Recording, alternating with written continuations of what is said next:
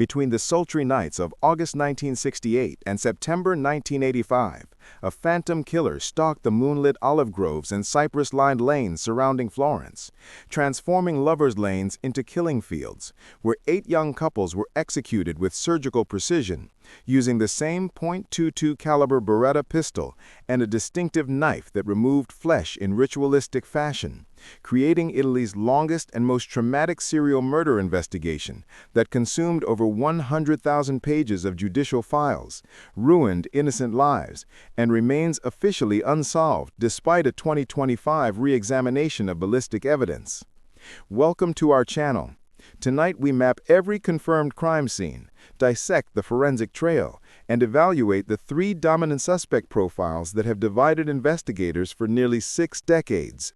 Relying exclusively on declassified Carabinieri reports, autopsy protocols, court transcripts from the 4 wrongful convictions, and the latest DNA profiling announced this year.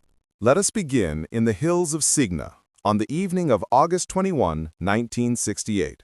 When 32-year-old Barbara Locci and her lover Antonio Lo Bianco parked their Alfa Romeo Giulietta in the secluded lane to share an intimate moment while Locci's 6-year-old son Natalino slept in the back seat. Around 11:30 p.m., neighbors heard 8 rapid gunshots, and by midnight, police discovered the couple slumped dead in the front seats, each struck by 4 .22 bullets fired through the driver's side window in a tight grouping that suggested military training, while the unharmed child was found wandering a nearby farmhouse doorway clutching a loaf of bread given by the killer. The weapon was a Beretta Model 70 or 71, loaded with rare Winchester Series H ammunition marked with an H on the casing head stamp, a detail that would link every subsequent murder. 6 years passed before the monster resurfaced on September 14, 1974, targeting 19-year-old Pasquale Gentilcore and 18-year-old Stefania Pettini in a Fiat 127 near Borgo San Lorenzo. The couple was shot with the same pistol, after which the female victim was stabbed over 90 times and her pubic area mutilated with a blade that left serrated edges consistent with a diving knife, while a vine branch was inserted into her wounds in what pathologists later termed a signature of contempt. The pattern repeated with chilling regularity roughly every 12 to 18 months, always on moonless weekends, always in rural parking spots within a 30-kilometer radius of Florence, always targeting courting couples in small cars, and always involving post-mortem excision of the female genitalia or left breast using the same knife. The third double murder occurred on June 6, 1981, claiming 21-year-old Giovanni Foggi and 19-year-old Carmela Denuccio near Scandici. The fourth, on October 23, 1981, took 26-year-old Stefano Baldi and 22-year-old Susanna Cambi in a Volkswagen Golf at Calenzano.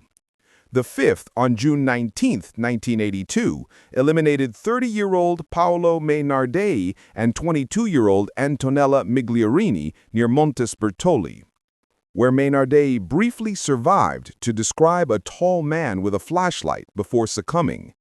The sixth, on September 9, 1983, killed 22-year-old Horst Meyer and 21-year-old Jens Uwe Rusch in a camper van at Galuzzo. The seventh, on July 29, 1984, claimed 18-year-old Claudio Stefanacci and 19-year-old Pierre Rantini near Viccio, where the female victim's excised organs were never recovered. And the eighth and final confirmed attack, on September 8, 1985, ended the lives of 36-year-old Jean-Michel Krevishvili and 25-year-old Nadine Moriot, French tourists camping near San Casciano, marking the only crime outside the traditional weekend pattern and the only one involving foreign nationals. Let us now evaluate the 3 primary investigative hypotheses that have structured the official inquiry since 1985, each grounded in ballistic, trace, and behavioral evidence. The first and officially endorsed theory until 1994 centered on a satanic sect operating in the Tuscan countryside. Envelopes containing anatomical snippets were mailed to prosecutor Silvia Della Monica, and witnesses reported black-robed figures near crime scenes, yet no cult was ever identified, and the mailings were later traced to a prankster. The second and most disastrous theory fixated on a circle of local voyeurs and petty criminals.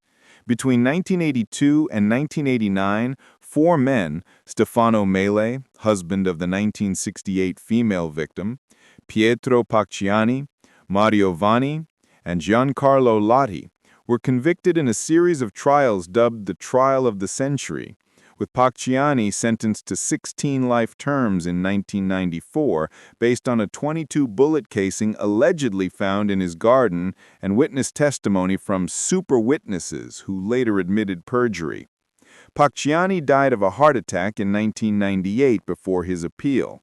Vanni and Lotti received reduced sentences, and in 2008, the European Court of Human Rights ruled the convictions violated due process due to coerced statements and planted evidence. The third and currently active theory, reopened by Florence's Cold Case Squad in 2023, pursues an unidentified professional gunman, possibly linked to the Calabrian 'Ndrangheta or a deranged ex-soldier. The Beretta's serial number was filed off, but partial striations match weapons used in a 1970s Sardinian vendetta, and 2025 mitochondrial DNA from saliva on a 1985 cigarette butt near the San Casciano scene excludes all convicted parties and points to a male born between 1930 and 1945 of Central Italian ancestry. 4 systemic failures explain why the monster's identity remains elusive after 40 confirmed crime scene visits. First, early investigators failed to secure perimeters, allowing souvenir hunters to remove casings. Second, the .22 pistol was never recovered despite draining suspect pawns. Third, jurisdictional rivalry between carabinieri and state police fragmented evidence chains. And fourth, media hysteria generated thousands of false confessions that buried legitimate tips. Today, the hills around Florence are peaceful again, yet roadside memorials of wilted flowers mark each killing ground, and the 8 couples' families gather annually at the cemetery of Sofiano to demand the truth. Somewhere, a man in his 90s, or his accomplice, may still walk free, and a single overlooked shell casing could match the fatal Beretta.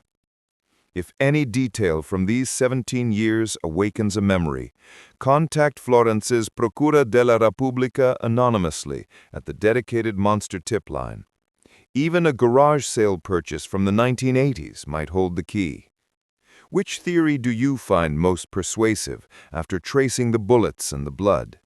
Present your evidence-based reasoning in the comments below. We will feature the strongest analyses. Next week, we unravel the disappearance of Suzy Lamplugh in London's concrete jungle. Subscribe, enable notifications, and stay with us as we hunt the shadows of Europe's coldest cases. See you in the darkness.